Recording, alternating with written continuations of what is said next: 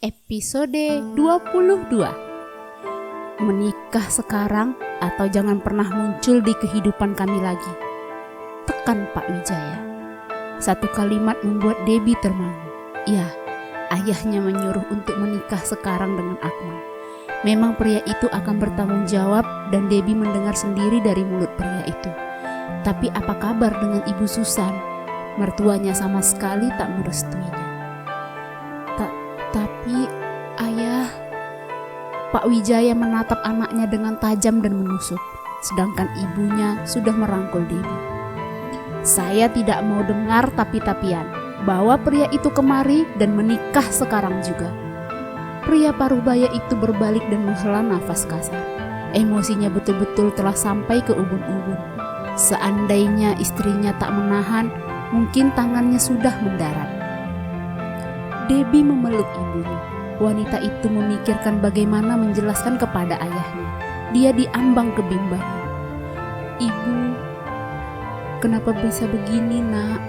Ibu Mita menangkap wajah sang putri. Arumi ditemani Mama Reni akan menyambangi pengadilan agama. Dia ingin segera mengurus berkas perceraiannya dengan mantan suaminya. Wanita rapuh itu ingin memutuskan benang kusut di antara mereka.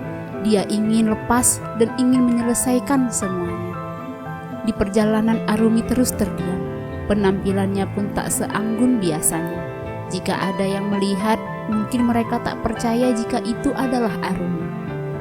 Kamu harus kuat, nak. Jangan lemah, ucap wanita parubaya itu. Arumi berbalik menatap Mama Reni. Dia mengangguk lemah. Tiba-tiba ponsel berdering. Dia melihat nama yang terpampang di layar.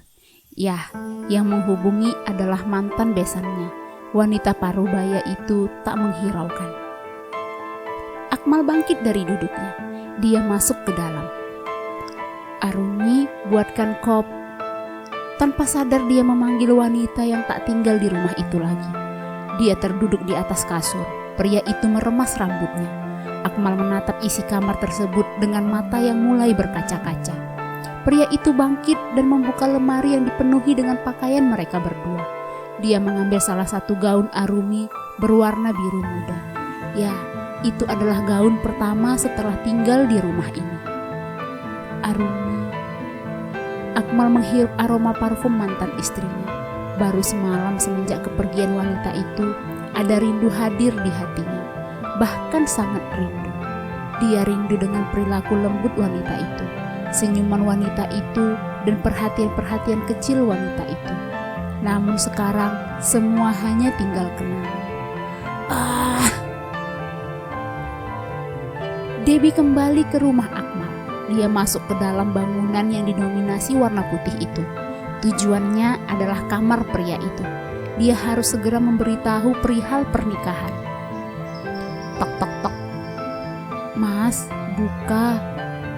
Handle bergerak dan membuka benda tersebut, menampakkan sang pemiliknya. Akmal berdiri menatap wanita itu. Ada apa? Tapi fokus Debbie beralih pada tangan Akmal yang masih memegang gaun biru muda itu. Ya, tanpa diberitahu pun dia sudah tahu jika itu milik mantan istrinya. Debbie ingin menyita pakaian itu, namun segera Akmal mengangkatnya. Mas, lepaskan gaunnya, dia bukan istrimu lagi.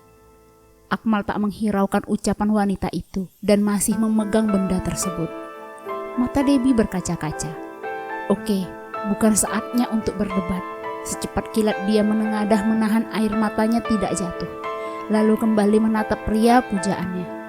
Ayah meminta kita menikah sekarang juga. Satu kalimat yang meluncur lancar dari bibir ranum seorang Debbie membuat Akmal berbalik. Bisa kamu kasih aku waktu? Aku belum siap. Debbie menyentuh lengan pria itu. Mas, ini tidak bisa ditunda-tunda. Mau sampai kapan?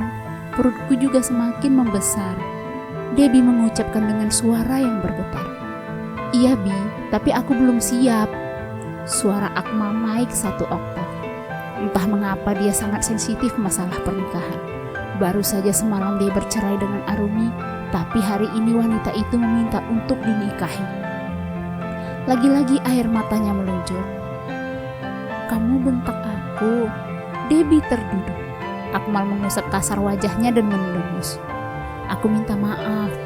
Akmal memegang lengan wanita itu dan membangkitkan lagi.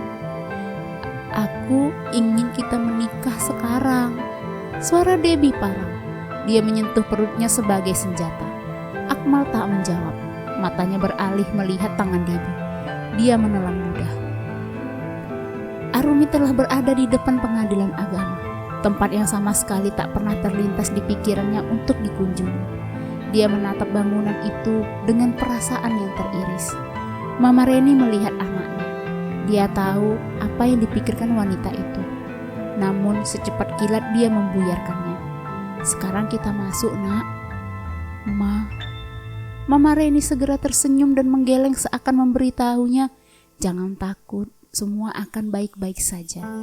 Dan ya, senyum itu terpalsu selama hidup wanita paruh baya itu. Dia mengusap lengan putrinya dengan sangat lembut. "Yuk." Mama Reni dan Arumi saling berpegangan tangan. Mereka melangkah dengan pasti memasuki kawasan tersebut. Ibu Susan berdiri memandangi foto pernikahan anaknya. Dia tak henti-hentinya menangis. Wanita paruh baya itu benar-benar tak menyangka atas apa yang menimpa rumah tangga Akmal dan Arumi.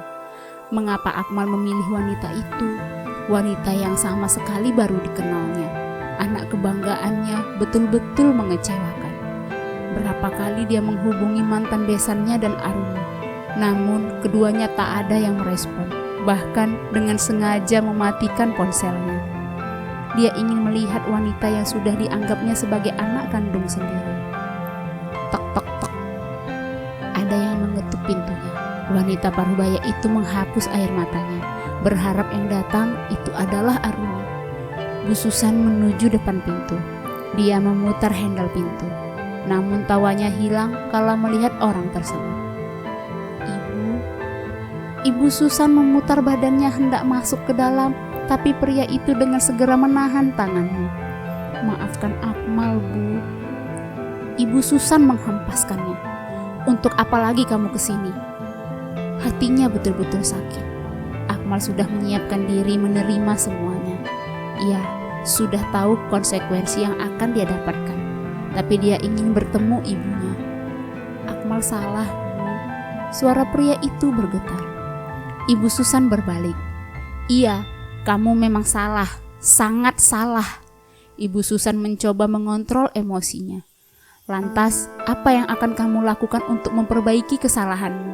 Apa kamu akan mengembalikan menantuku?" "Ska."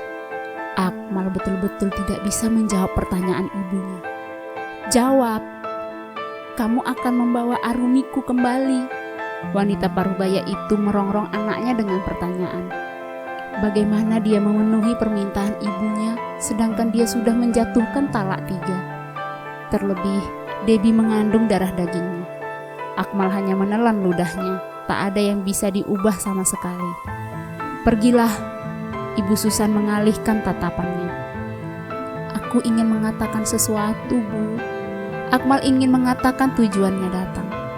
Ibu Susan tak menjawab. Dia terdiam menunggu ungkapan anaknya. Wanita paruh-baya itu menatap lurus ke depan. Akmal menghembuskan nafas pelan. Aku ingin." Debbie meremas jemarinya. Dia menunggu kedatangan pria itu. Dia tak berani menampakkan wajahnya di depan ibu Akmal Anggara Dinata. Wanita itu sadar diri bahwa sahnya ibu Akmal tak menyukainya. Walaupun dia sudah memberitahu perihal kehamilan, tapi Ibu Susan tak menyambut bahagia. Paruh-baya itu hanya balik memberikan kata-kata pedas. Jantungnya memompa dengan hebat. Beberapa kemungkinan buruk melintasi pikirannya. Dia takut, benar-benar takut.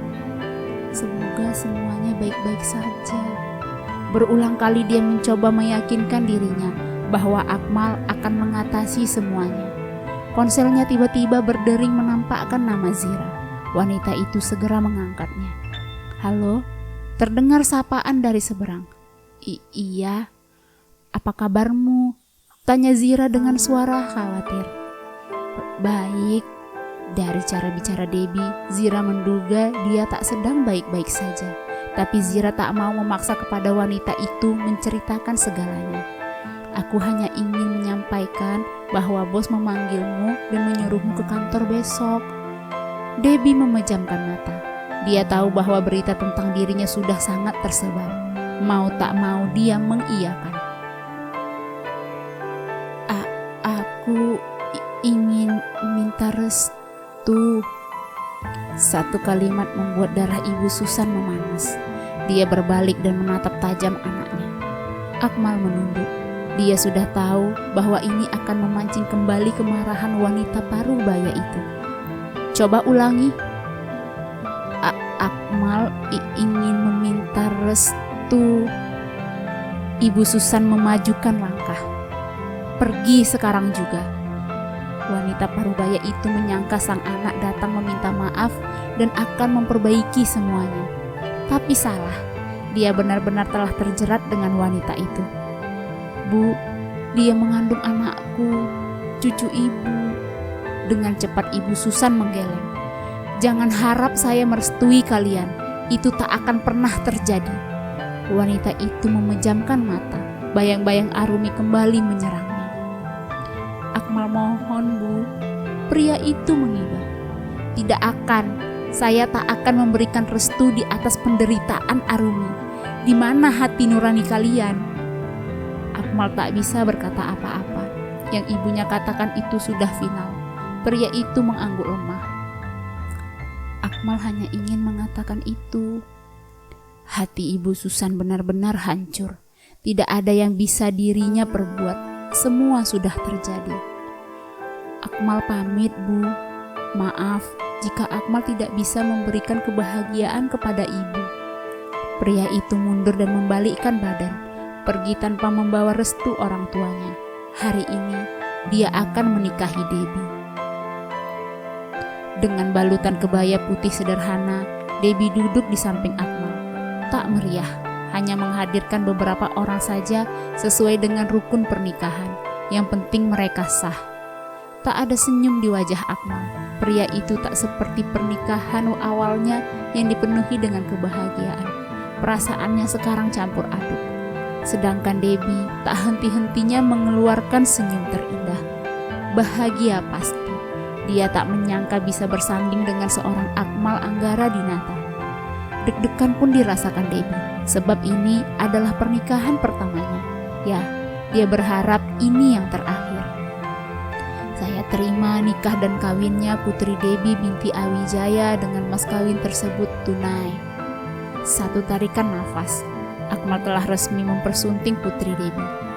Mereka siap mengarungi biduk rumah tangga ke depannya. Debbie mencium tangan Akmal. Tak ada ciuman di kening seperti awalnya dia dengan Arumi. Pria itu hanya menghela nafas berat, seperti mengeluarkan beban berat dalam dadanya.